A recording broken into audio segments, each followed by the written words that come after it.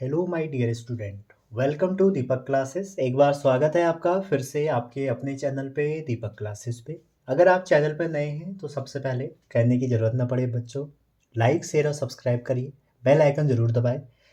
और अगर आपका कोई डाउट है आप कमेंट ज़रूर करिए। अगर आपको व्हाट्सएप करना है तो आप व्हाट्सएप कर सकते हैं, हमारा नंबर आपको डिस्क्रिप्शन पे मिल जाएगा। चलिए, वर्क एनर्जी पावर में हमने वर्क पढ़ लिया, work done by constant force and variable force. After then we have to discuss energy and आज हम हैं पावर में। ठीक है। अच्छा, एनर्जी कंजर्वेशन पे भी हमने थोड़ी बहुत बात कर ली है। ठीक है। तो बच्चों आप देखो पावर, अब आप देखते होंगे जो हमारी तीन टर्म है ना, एनर्जी, वर्क और पावर, आपको लगते क्या है ये तीनों डिफरेंट डिफरेंट टर्म है। होने को तो तीनों डिफरेंट हैं लेकिन एक दूसरे से रिलेटेड हैं। आप खुद ही सोचिए, मान लो मैंने आपसे कहा कि आप 20 किलो का एक मास या एक कट्टा उठा के 10 मीटर दूरी पर रख दो। ठीक है। तो जब 20 किलो का बैग जब आप उठाओगे, आपको क्या चाहिए? एनर्जी चाहिए। ठीक है। अब वो एक पोजीशन से दूसरे पोजीशन में आप रख रहे हो तो आप वर्क डन कर रही हो। लेकिन आप ध्यान से देखिए, अगर दो दोस्त हैं, एक जल्दी रख दे रहा है, एक आराम से रख रहा है। ठीक है। एक एक ने जल्दी रख दिया, एक आराम से रख रहा है। तो यहाँ पर हम कैपेसिटी डिफाइन करते हैं। मान लो एक राम और श्याम थे। राम ने क्या किया, 20 किलो का बैग उठा के 2 मिनट में रख दिया और श्याम ने 3 मिनट में रखा। तो यहाँ पर क्या देखी जा रही है? पावर। हम नहीं कहते हैं भाई तेरे में कितनी पावर है। तो वही टॉपिक है हमारा आज। अब आप देखिए, जनरली आप देखिए 20 किलो का बैग राम ने भी रखा, श्याम ने भी रखा, वर्क डन दोनों ने किया। लेकिन उसका रेट क्या था? टाइम किसने ज़्यादा लिया, टाइम किसने कम लिया? समझ रहे हैं? तो वहीं से हम पावर की एक डेफिनेशन निकालते हैं। और पावर की जो डेफिनेशन है बच्चों, जो बहुत ही फंडामेंटल डेफिनेशन है, वो क्या है? The rate of doing work. किसी भी कार्य को करने की जो हमारी क्षमता होती है, या बोल सकते हैं कैपेसिटी होती है, उसको हम बोलते हैं पावर। ठीक है। तो सिंपल सी डेफिनेशन है the rate of doing work. अब यहाँ पे देखिए आप, अगर कोई वर्क कर रहा है किसी टाइम टी में, टाइम की बात है। अब रेट ऑफ डूइंग वर्क मतलब आप सोचिए, आपके दोस्त ने अगर कम समय में वो ऑब्जेक्ट या वो मास वो एक पॉइंट से दूसरे पॉइंट में रख दिया है, तो इसका मतलब है उसकी पावर ज़्यादा है। अगर आपका दोस्त बहुत ज़्यादा टाइम ले रहा है उसको रखने के लिए, तो इसका मतलब उसकी पावर कम है। तो अगर हम दूसरी बात करें तो पावर का जो फॉर्मूला हो जाएगा वो क्या हो जाएगा? Work over time. ठीक है। अगर कोई काम करने में आपका टी समय लग रहा है और कार्य कितना हो रहा है, वर्क कितना हो रहा है, डब्लू हो रहा है, तो हम यहाँ से एक फॉर्मूला ड्राइव करते हैं। तो पावर इक्वल टू, आपने देखा होगा जनरली, ये फॉर्मूला हो गया। तो यहाँ से आप खुद ही देख सकते हैं, जो ये टाइम ज़्यादा लेगा उसकी पावर कम होगी, जो कम लेगा वो ज़्यादा होगी। काम सेम होना चाहिए। ठीक है। अच्छा जी, तो ये भी कह सकते हैं in other words, the shorter is the time taken by a persons या a machine in performing a particular task या सेम टास्क। तो आप क्या कह सकते हैं? The larger the power of that person. ठीक है। अच्छा जी, अब ये तो पावर है। अब पावर की थोड़ी यूनिट के बारे में बात करें। यूनिट कैसे निकालेंगे पावर की बच्चों? देखिए, अगर आप देखें, जैसे आप निकालते हैं, ये वर्क है और ये टाइम है। तो वर्क को हम मेजर करते हैं जूल में और नीचे टाइम को सेकंड में। तो जो जूल सेकंड माइनस 1 है, इसी को आप क्या बोलते हैं? वॉट। ठीक है। तो पावर की जो यूनिट होती है वो हमारी वॉट होती है। और भी बिगर यूनिट है, एसआई यूनिट की बात कर रहे हैं, ये हमारी एसआई यूनिट है। जैसे कुछ बिगर यूनिट है जो आपकी प्रैक्टिकली डिफरेंट डिफरेंट जगह यूज होती हैं। जैसे मैं आपसे कहूँ 1 किलो, 1 किलो वॉट, तो 1 किलो वॉट में बच्चों 1000 वॉट होते हैं। 10 की पावर 3 वॉट लिख लिया। ठीक है।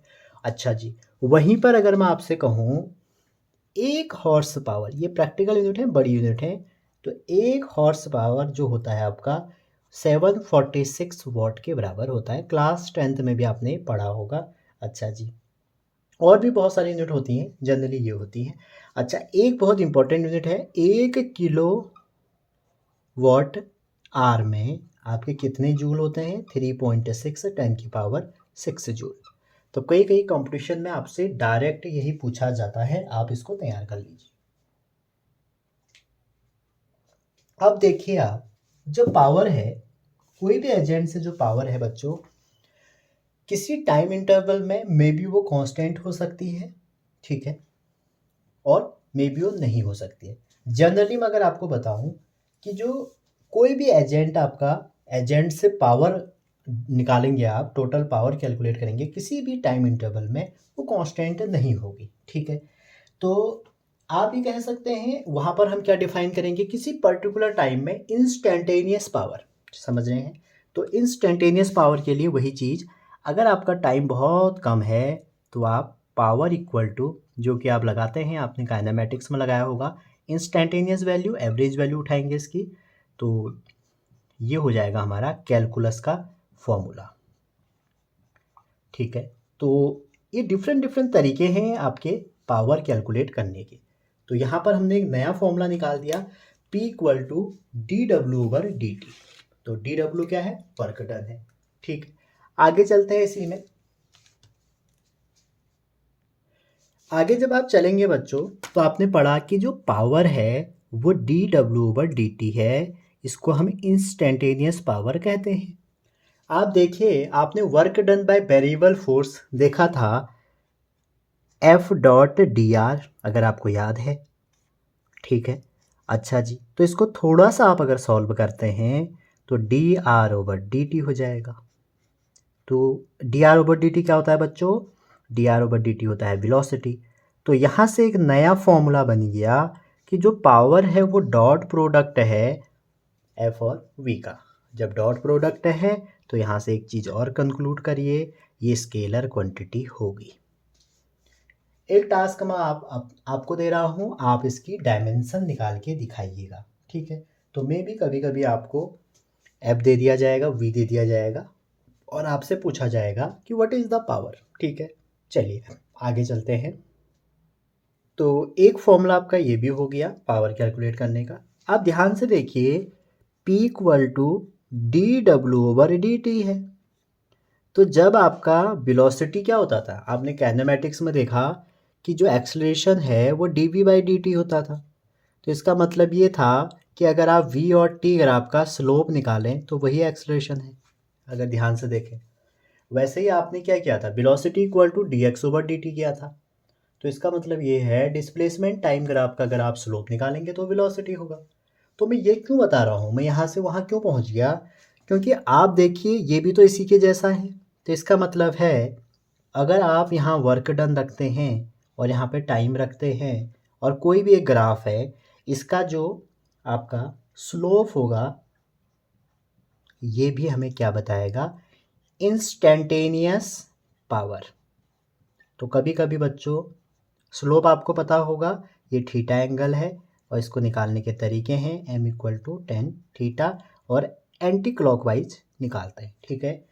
तो एक चीज़ और हो गया। अच्छा जी, एक और ध्यान से यहाँ पे देखिए आप, अगर आप इसी क्वेश्चन में इसको थोड़ा सा सॉल्व करें तो dW इक्वल टू क्या हो जाएगा, PdT हो जाएगा। इंटीग्रेट कर देते हैं दोनों साइड, तो आप कंक्लूड निकाल सकते हैं, तो PdT। तो इसका मतलब क्या हो गया बच्चों, कि जो हमारा पावर और टाइम कर्व है, पीटी कर्व जो है, इसका जो एरिया होगा वो हमारा वर्क डन होगा। तो ये सारे रिजल्ट को मैं एक बार समराइज कर देता हूँ, ताकि आप एग्ज़ाम में गलत ना करें कुछ। तो देखते हैं बच्चों, देखिए सबसे पहले हमने कहा जो पावर होती है वो the rate of doing work है, तो ये हो जाएगी। उसके बाद मैंने आपसे कहा जो इंस्टेंटेनियस होती है वो ये होती है। तो आपने कहा सर इससे हम वर्क और टाइम का अगर हम स्लोप देखें, दैट इज पावर, ठीक है। आगे चलते हैं। उसके बाद मैंने आपसे कहा जो पावर होता है वो फोर्स और वेलोसिटी का डॉट प्रोडक्ट होता है, ठीक है। फोर्स और वेलोसिटी का डॉट प्रोडक्ट होगा। एक और लास्ट में मैंने बताया कि वर्क कब निकलेगा, जब आप area under P T curve निकाल लेंगे तो आपका वर्क डन आ जाएगा। तो ये 3 पॉइंट थे जो काफ़ी इंपॉर्टेंट हैं, जिनसे आपको क्वेश्चन मिलेगा, बार बार मिलेगा। ठीक है, 2 हम क्वेश्चन करते हैं जो एनसीईआरटी के हैं और थोड़ा सा आपको हेल्प देंगे। अच्छा, एक चीज़ ये देखिए, अगर कोई भी 2 बंदे काम कर रहे हैं और काम सेम कर रहे हैं तो यहाँ पर आप ये रिलेशन लगा सकते हैं, ये इस रिलेशन से निकाल सकते हैं। ठीक है, आप इसकी डायमेंशन मुझे बताइएगा कि डायमेंशन क्या होगी। अब मैं आपको 2 क्वेश्चन करा रहा हूँ जो हैं तो एनसीईआरटी के, काफ़ी बार पूछे गए हैं। तो क्वेश्चन क्या है देखते हैं। एक क्वेश्चन है एनसीईआरटी का, आपका क्वेश्चन है 9वां क्वेश्चन है, 9th क्वेश्चन है। आप देख सकते हैं वर्क एनर्जी में 9th क्वेश्चन। और क्वेश्चन कह रहा है आपसे, a body is initially at rest, it undergoes 1D motion with constant acceleration, the power delivered to it at a time t is। तो आपको 4 रिलेशन दिए हैं। देखिए ऑब्जेक्टिव भी है, ये ऑब्जेक्टिव बना हुआ है, मैंने नहीं बनाया है, तो आपके नीट या जेई में डायरेक्ट आ सकता है। ठीक है, तो इवन एनसीईआरटी सभी को करनी चाहिए, ये नहीं कि भाई नीट है जेई है, समझ रहे हैं, ये एनसीईआरटी है। ओके, तो देखिए अब यहाँ पर हमें पता है कि पावर इक्वल टू क्या होता है, एफ डॉट वी, यहाँ तक सभी को पता है।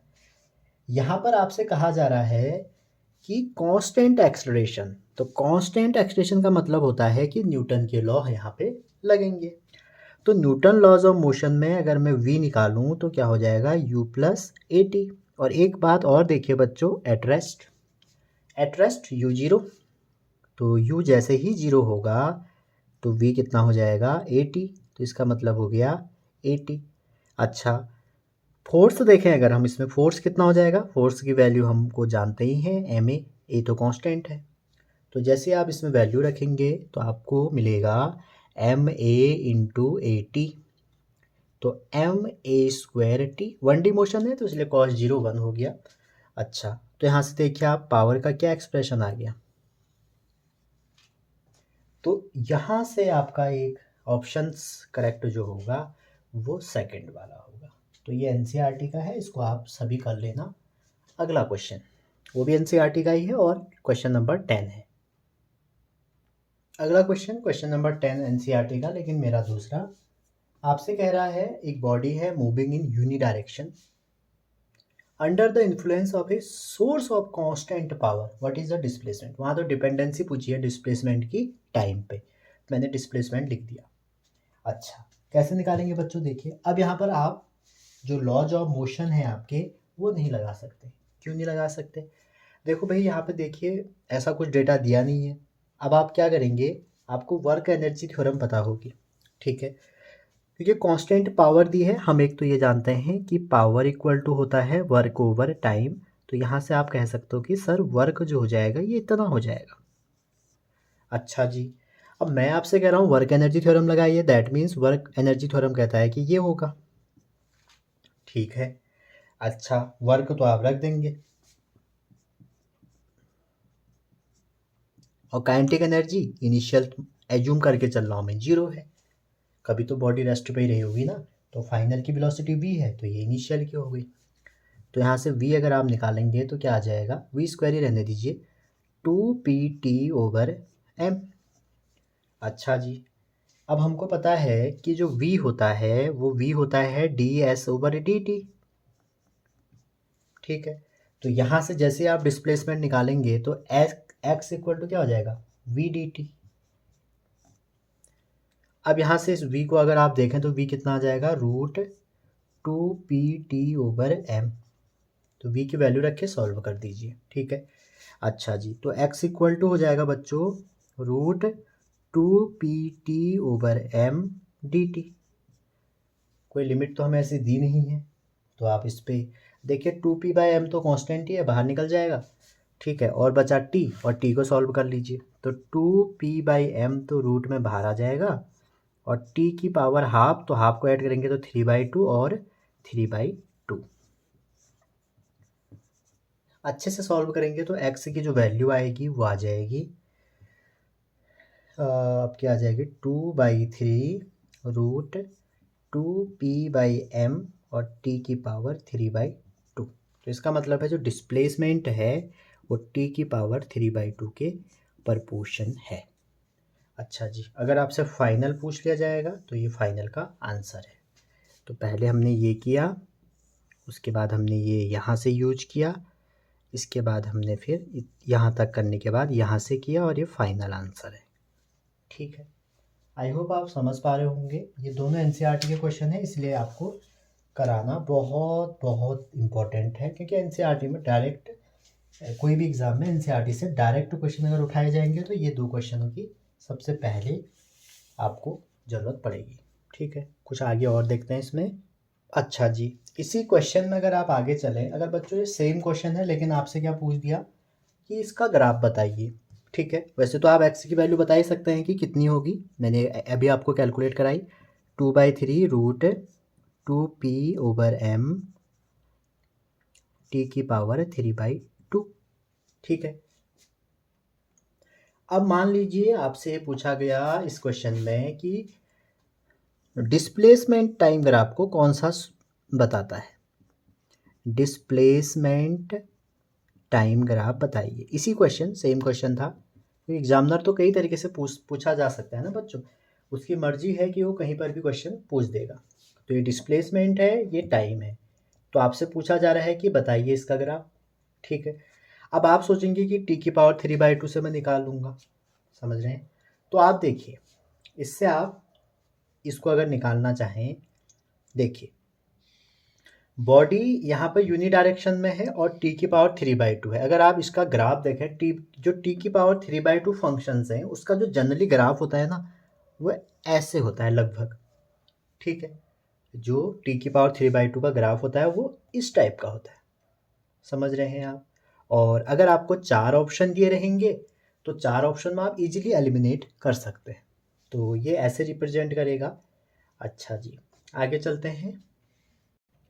तो बच्चों ये आपका पावर वाला टॉपिक था। एक बार आप लोग एक काम करना, एनसीईआरटी का जो 22 क्वेश्चन है इसको अटेम्प्ट करना, ये पावर से रिलेटेड है, कई बार आपसे पूछा गया है। और वहीं आप 22 के बाद 23 वाला क्वेश्चन भी अटेम्प्ट करके मुझे बताना कि ये जो क्वेश्चन है ये आपसे हो पा रहे हैं या नहीं हो पा रहे हैं। तो जनरली जो क्वेश्चन है बच्चों 22 में अगर मैं आपको बताऊं, उसमें क्या है कि एक person trying to lose weight lift और 10 kg मास 0.5 m 1000 टाइम। ठीक है, आगे कह रहा है assume the potential energy loss each time she lower the mass is dissipated, how much work done she do against the gravity force. तो mgh हो जाएगा, और जितने टाइम करेगा उतने इंटू 1000 करा है तो 1000 का इंटू करना पड़ेगा। और उसके बाद कह रहे हैं कि कितनी एनर्जी होगी, कितना पावर लगेगा। तो ये इजीली ये क्वेश्चन आप कर सकते हैं, एक बार इसको आप ज़रूर करिएगा। मिलते हैं नेक्स्ट वीडियो में। मैंने आपसे कहा था, आपसे वादा ही किया था समझ लीजिए, कि मैं वर्क डन चैप्टर को बहुत लंबा नहीं ले जाऊंगा, जल्दी ख़त्म कर दूंगा। तो मैंने वर्क डन ख़त्म किया। वर्क डन के बाद मैंने बच्चों work done by constant force and variable force, 2 video ये थी मेरी। उसके बाद मैंने work done by conservative force और work done by non conservative force, work energy theorem, ये ख़त्म किया। आज ये मेरी चौथी वीडियो है पावर पे, और एक वीडियो में इसकी और लाऊंगा जिसमें हम करेंगे स्प्रिंग फोर्स और स्प्रिंग पोटेंशियल एनर्जी। पूरा हम स्प्रिंग के बारे में पढ़ेंगे, और जैसे ही हम उसको कवर कर लेंगे तो उसके बाद हम, चैप्टर तो वैसे ख़त्म हो गया है, फिर मैं छोटी छोटी वीडियो इसमें देता रहूँगा आपको, एक एक 2-2 मिनट की, जो जो अच्छे अच्छे क्वेश्चन हैं, और फिर हमारा ये चैप्टर अच्छे से ख़त्म हो जाएगा। तो जब आप कंपटीशन में बैठ रहे हैं बच्चों, आपको सब कुछ आना चाहिए। अगर आप कहते हैं कि सर मैंने वर्क एनर्जी चैप्टर कर दिया है, तो आपको all about work energy theorem, चाहे एनसीईआरटी हो, एनसीईआरटी एग्जाम्पलर हो, पीवाईक्यू हो, चाहे एससीबी हो। अगर जे वाले बच्चे हैं, मैं आपको कहूँगा आप एससीबी करिए। एससीबी किताब के आप देखना, ऑब्जेक्टिव डायरेक्ट उठा के आ जाते हैं। ठीक है, तो उसके बाद पीवाईक्यू करिए, और इससे बाहर इतना ज़्यादा कंपटीशन नहीं है। अगर आप देखें फॉर्म ज़्यादा लोग भरते हैं, आप खुद ही देखिए। आपसे मैं बस एक ही चीज़ कह रहा हूँ, अगर आप 11 और 12 में हैं और नीट या जेईई की तैयारी कर रहे हैं बच्चों, आप एक चीज़ देखिए, आप अपने स्कूल में जाना, और जब जेईई का फॉर्म आता है तो आप अपने दोस्तों में रिएक्शन पूछना, भाई जेईई का फॉर्म भरा है तूने? तो वो क्या कहेगा आपसे बच्चों की, हाँ भरा है लेकिन पढ़ा नहीं है। या वन शॉट देख रहा हूँ, वन शॉट पढ़ के कभी भी कोई भी एग्ज़ाम नहीं निकलता बच्चों। वन शॉट सिर्फ़ और सिर्फ़ रिवीजन के लिए होते हैं।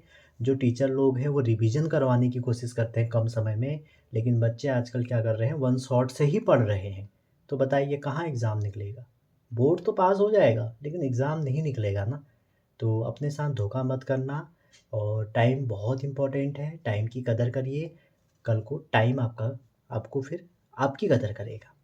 तो मिलते हैं अगली वीडियो में, तब तक के लिए ध्यान रखिए, पढ़ते रहिए। Thank you.